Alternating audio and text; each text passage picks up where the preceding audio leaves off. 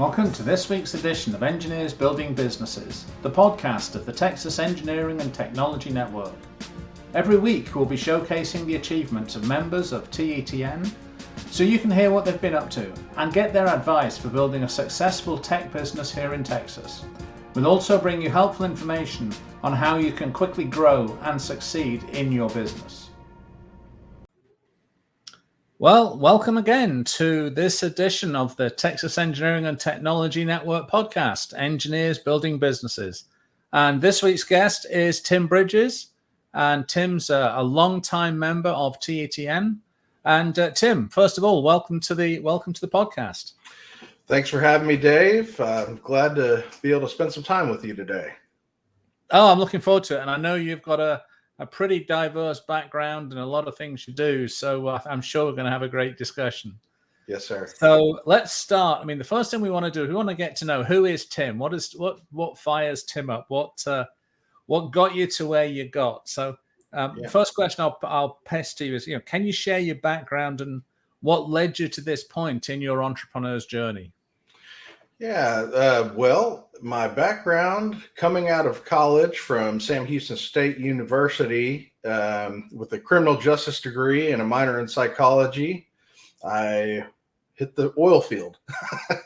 So I wound up working as a subcontract labor hand. And one of the large companies that I work for in the field said, "Guy, you are one of the only ones we have with a college degree. What are you doing out there humping hoses in the ditch?" So they said, "Come on over here and we got an estimator position for you." And I said, "What is that?" And but it wound up being a lot of different talents that I had. And, I kind of always had a mechanical and engineering type mindset. And so I picked it up really well, especially with having field experience. Understanding the equipment capabilities and, putting cost to it, and wound up doing so good that we eventually built up a project management group. So where we would take it full turnkey, where we're selling the project, bidding the job, managing the job, coordinating all the people, and wound up, doing millions and millions of dollars and managing this work and bidding it, pipeline construction, services, and just, throughout my career, just slowly worked my way up and did some sales and managing divisions of companies and helping companies double and triple their revenues, and wound up a little over 5 years ago starting my businesses. And instead of just doing things the easy way and doing one, I have to do two, and so I had separate partnerships in recruitment and staffing these projects where I was a labor hand before. And also with a partnership with my wife, designing and helping businesses with their design and their marketing and helping them look well as develop their systems to help them operate well. So it was, up until this last year, that was kind of my wife's baby. And then this year I kind of closed a partnership for recruitment and rolled it up into our design company. So that's our third party people. And so now that's our main focus, is me and my wife supporting businesses with their growth. And so we're helping companies find the right talent. And just like today, helped somebody close out a deal and found them an operations manager. Just helping people find the right kind of talent. And then if they want help with their web development and design work, hey, we're right here. We can do that too. So just really a helpful support service. So that's all under the same banner then. So yes, the design and the recruiting is now all under third party people. Yes, sir. Yes, okay. Sir. Cool. So, okay. Yeah. So I was going to ask you, what was the biggest transformation? But I think you pretty much covered that. That's it. A guy in the ditch jumping hoses to running two businesses. That's cool. Yeah. So and some of that is you find out that business partners are not what you think it should have been. You have people that you've known for a long time, but you might not have worked with them in detail in business, and you find out that, hey, this isn't going to work. So transformation, transforming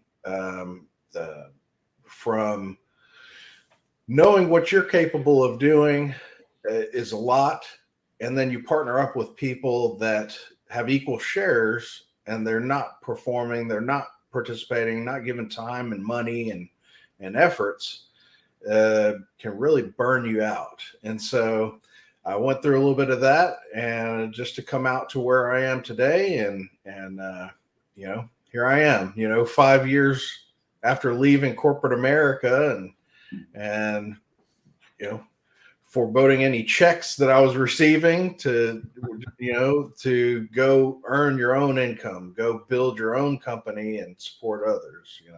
And that's always a big step. So what's been your biggest source of inspiration, sort of coming out of the corporate world and then going on to this entrepreneur's journey?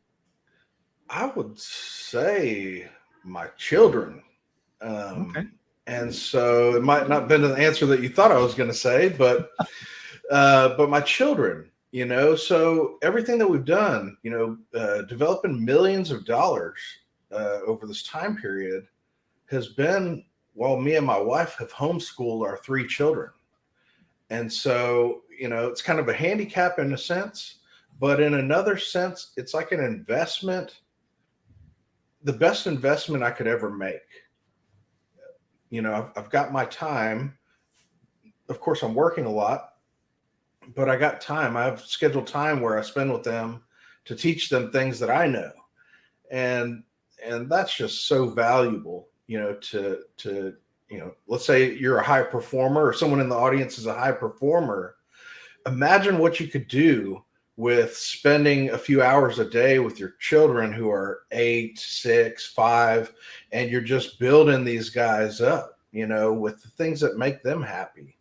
So anything that I do is going to be a drop in the bucket compared to what these children are going to be capable of doing, and already are. I mean, that's huge. I mean, when you said you had 2 businesses, you actually had 3. I mean, 2 businesses and homeschooling. Yeah, that's a major commitment. That's a hell of a job. Well, when you're a high performer and you finally get rid of all the vices and things that bring you down, and suppressants and alcohol, etc., you have all this energy that's natural. Well, you might as well use it for positivity and helping others. Yeah. Okay. I was going to say, what's a passion outside the business, but it sounds like your passion's the kid. So you've already answered that. That's cool. Yeah. Okay. Well, let's talk about the business then. So we've learned something about Tim and what fires you up. And you mentioned that your business, you started in the oil field. You then got your recruiting business and your design business. So what is, is it all now a single solution, or do you have them as 2 separate divisions? Yeah, there's somewhat of 2 separate divisions, and I call on a few different vendors. And so, it's kind of set up separately. And most of the time someone's going to say, hey, I need help with recruitment, or hey, I need help with design. It's kind of rare that I'm getting called on both for the same person. Okay. So which would you say is your primary business? Well, I would say, they're both operating. And so, but yeah, I'd really like to do more with design, but right now we're doing a little bit more with recruitment. So, the design part, I'd like to help others develop side income, to be honest with you. Because with what my wife's done, we now have proof of concept with creating a whole retail business from scratch organically without ads. And so now it's like, man, this could be like a holy grail for, let's say, someone who's a PM in a business and saying, hey, I want to do something, but I don't have a ton of time. Well, shoot, you call us and we can literally build around, we can source your products and build a whole side business for you to eventually step out of and kind of retire and work on your thing that was a side project and Okay. and peel people away from the corporate world, which I think is a valuable service. Well, that's right. So I mean, the recruitment side, I can see there'd be a lot of demand. There's such a job shortage. I mean, somewhere over the last 2 years, was it 2.5 million people just evaporated? They went away. Yeah, So largely in my industry or our industry. yeah, absolutely. So yes, I mean, I know that recruitment is in very high demand, and whether it's onshore, offshore, nearshore, whatever, there's always people looking for help. Yeah. But within the design work, so it's more than just doing website design. I mean, actually, the service you're offering is helping people actually create an e-commerce gig or something like that they can run on the side. Yeah. So, Okay. if it brings you a few $1,000s extra a month, without ads, and Yeah. then you go ahead and throw some ad money at it, you can scale it up and figure out what your retirement looks like. Yeah, absolutely. No, that's very cool. Okay. So so tell us, so again, we're talking engineering and technology. So what's the best lessons you've learned, or why would you recommend people should go down this route to get those sort of side gigs?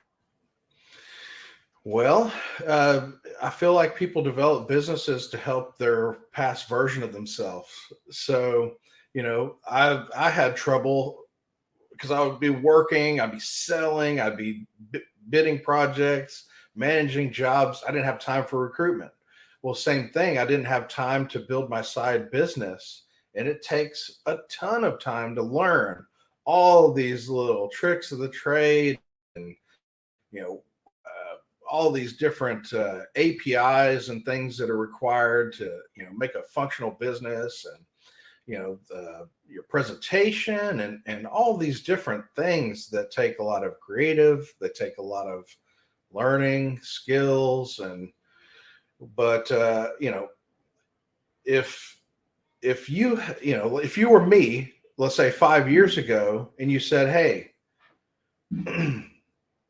give me $5,000-$10,000 and I'm going to start building this thing for you to walk away. You can literally walk away probably within a year and come over here and build this thing if you wanted, or you stretch it out and shit. Sometimes it takes 5-10 years to build a business. Well, the best time to start was yesterday. So, if I had someone that was myself that I could trust to go build this thing while I'm still working and making a good chunk of pay and comfortable, that to me is a great value. And so, partnering with someone like myself would have been ideal, but it's hard to find those people, right? Sure. So let's explore this a bit more. I mean, this Yeah. is not really, what we call sort of hard bleeding edge technology, but it's certainly a service that a lot of people who are in the corporate world who have, got a main gig or they've got a job, would be interested. So how does that work? How do you, I mean, when you think about your typical e-com sites, your Amazon selling, your Etsy stuff, that doesn't really seem like a fit for someone who's coming from a tech space. So how do you work with your clients to say, okay, what is it you want your business to do? What do you want to sell? And then, how does the process work? That's intriguing to me. Yeah. So for me, it's everybody's got like a passion, it's like you might be a pipeline construction manager, or you might be a, engineer or someone in drafting, etc. But chances are, that is your job. You probably enjoy it. That's why you chose that path. But there's probably something, let's say fishing or hunting, or, if you're a woman, maybe women's wear, or even niche down and find that you really like shoes, or, whatever it could be. It could be anything that you really love and you're passionate about it. So I'm trying to find what is people's passion. what is it that if you could only do that thing, what would your life, how happy would you be if you loved shoes and you had a shoe store, that you built from scratch, and I was here building it for you to literally step into and manage eventually. Okay. So I mean, shoes for me wouldn't be a sell, but my wife, she would Yeah. probably be into that. Yeah, Exactly. Okay. And it's interesting you say that, even technical people have these sort of odd passions. I know one of my clients, he was the president of a cybersecurity company. Yeah. But his passion was growing dragon fruit. Yeah. Which just seems so, so out of left field, but cool. that's really what he wanted to do. So yeah, to have that sort of, I suppose it's a creative balance to the very left brain stuff we tend to do as engineers and technical people. Yes. Okay. So is there a particular story or a case study where, you've had someone come to you and it's all just worked, really amazingly, and they've said, "Hey, my life's changed." I wish I'd met you 20 years ago. Do you have any sort of anecdotes like that? Yeah, I mean, I've worked with a few realtors and helped them develop their businesses, but what comes to mind is, going back to the recruitment side, is even like this case earlier today. Over the past few weeks, I got tasked with finding, a crew of people, technicians for the field, as well as an operations manager in the office that has experience in the field on a certain side of town where there's really no one that does that. And I wound up going through my Rolodex and finding that. And the client said, Tim, we have had recruiters and they're not giving us this caliber of candidates. And, so literally I'm closing out these deals really fast at the price range they want with the skills they need. And I'm not sending them a mountain of resumes. I literally sent them the people that they interviewed, chose, and then I'm warranting these candidates for a year as well. And so, it's not like I am just spitting resumes at somebody. Like I'm literally like providing retention insurance, and the right candidates where, hey man, I'm warranting this candidate for a year. Like I'm believing this is who you need. Yeah. And I mean, that's very interesting. I mean, I've got a couple of clients. One of them, she runs a virtual employee company. So she's getting graduates in the Philippines, and they work US hours, but she has a warranty program on her staff. And then at the other end of the spectrum, I've got another client who's in the very high tech, high compliance DoD fintech type dev space. Yeah. And he says, he does not do the sort of the typical resume dump. It's his unique selling proposition is he's a concierge service, and it's one client for one role, and he typically hand curates the individual, and that's why people come to him, because none of us have time to wade through 100 resumes. I mean, right. My daughter's in recruitment. She says they put a job posting and they get 300 resumes. Yeah. Which nobody has the time to read. It's just overwhelmed. Yeah. Okay. Especially right now in this market. Yeah, absolutely. Yes, it's weird. I mean, everybody's saying there's no staff, but then when a job goes up, there's hundreds of people applying. So there's a disconnect somewhere. Yeah. Yeah. Okay. So I mean, that's very cool. So let's think about so the things we can share. And obviously, you are a giver. I know you, and we've spoken in the past. And you're more than happy to give of your time and give of yourself. But we're trying to give lessons, valuable insights and lessons to engineer and technology business owners about what to do and what not to do to grow their business and be successful. So what's the and we spoke that you've had a very diverse journey to get to this point. But what would you say? What's the biggest strategy or technique that's led to the success of either one or both of your current businesses? Yeah, I would say it's putting your systems in place. And so, setting up a strong CRM and kind of mapping out your flow, your business flow. Because I've had to pretty much scale up almost solo at times. And so having a good system in place is almost like having an entire crew that you're working with all the AI capabilities and things that are out there now. Like, you can really put together a good little tech stack that's powerful, and so it's a really good service also to utilize. And so, I would say, if you're managing or you're thinking about managing a business, really, almost before you ever start, sit down and map it all out. And that for me was ideal in ramping up fast Yep. and taking on large payrolls, as Sure. well. Yeah, absolutely. No, and I mean with AI, I mean over the past 6 months, we've seen the explosion of AI, and it's had positive and negative consequences, in the business space. Exactly. But that's been at the the TETN meetups we've been having up in Dallas. That's been probably one of the major recurring themes of discussion is, how can we democratize AI Yeah. so that the small businesses actually don't get left behind, and if this doesn't become even more power concentration for big tech, how do we let small businesses who maybe don't have a huge data set but they still want to get the benefits, how do we give them the benefit of AI so they can leverage it as well? Oh yeah, it's definitely going to be a battle.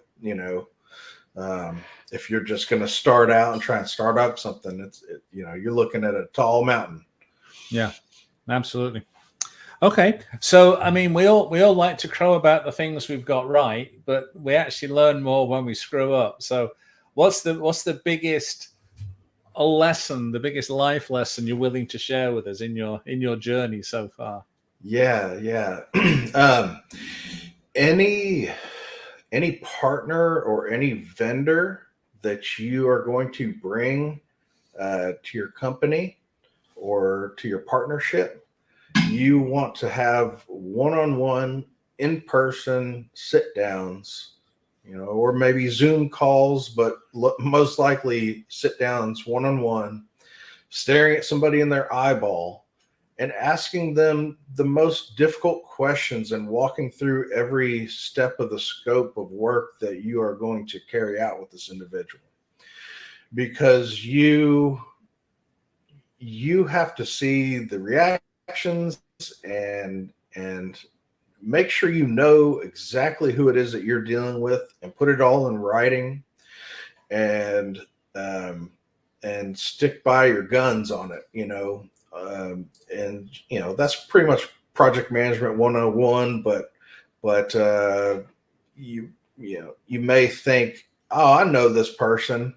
Well, how well do you know that person? So make sure you know exactly who it is you're partnering with, especially on important pieces of the scope of work that need to be done. So, you know, boil it down, just find trustworthy, loyal people to do business with.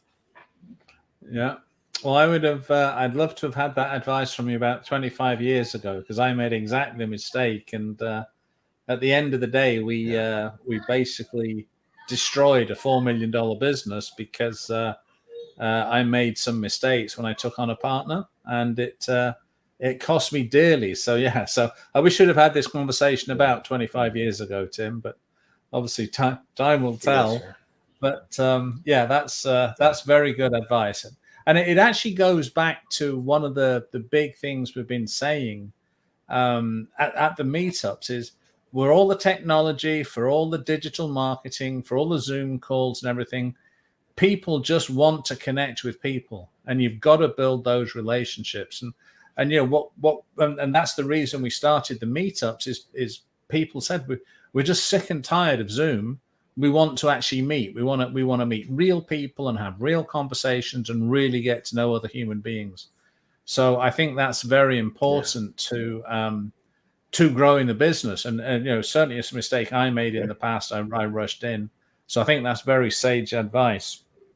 So if you could go back in time, because we talked about, what would be the mistake that you made, but if there was a sort of fork in the road where you could go back and do something differently, that may take you down a very, very different path, is there a decision that, if you could just go back and say, at the time I did this, and it took me on this journey, and I would have, if I'd had my time again, I'd do this, and why? Yeah. So I've always been pretty big on like personal development.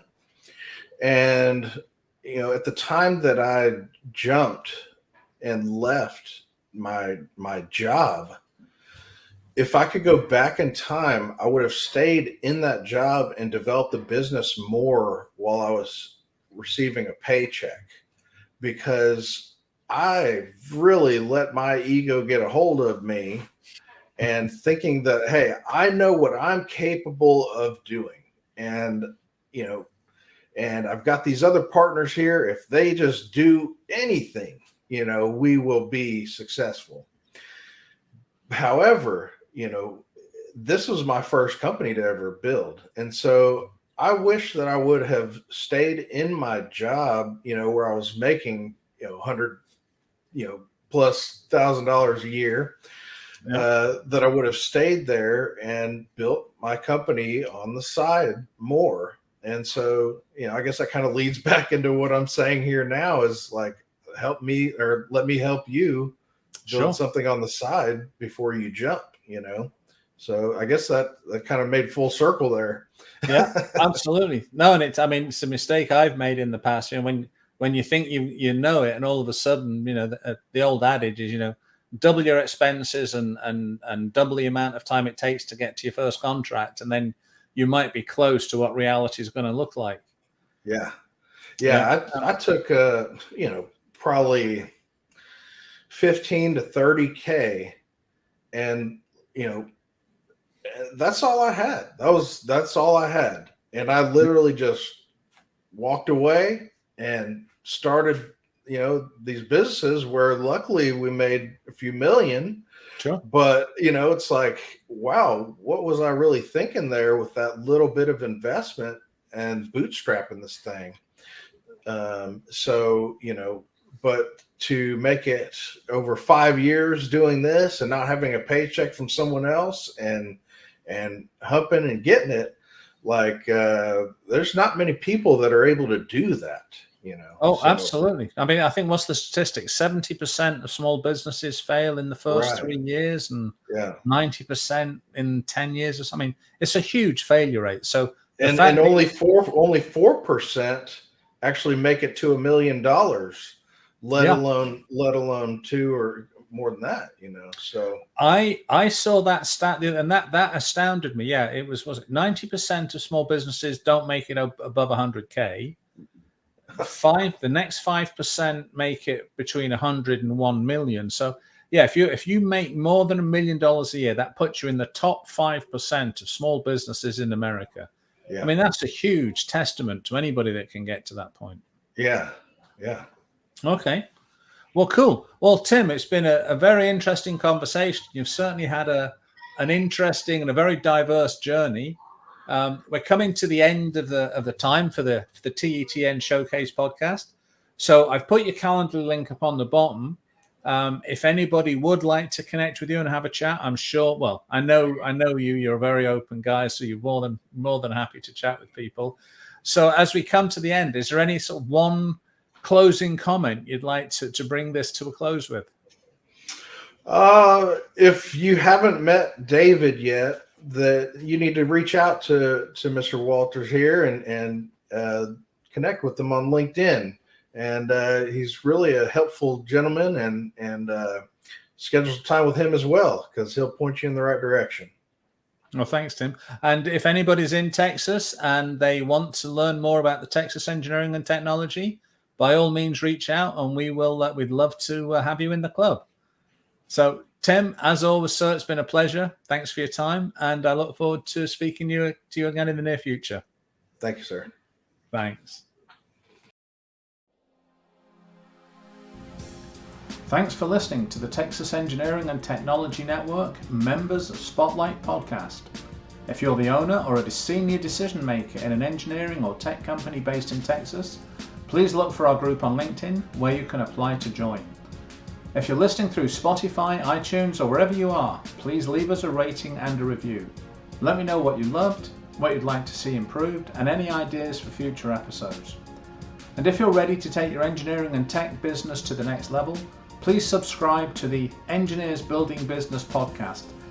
And also feel free to book a call with me to discuss how you can move faster towards your business goals, because it's no fun being stuck in a business that's not giving you the desired results.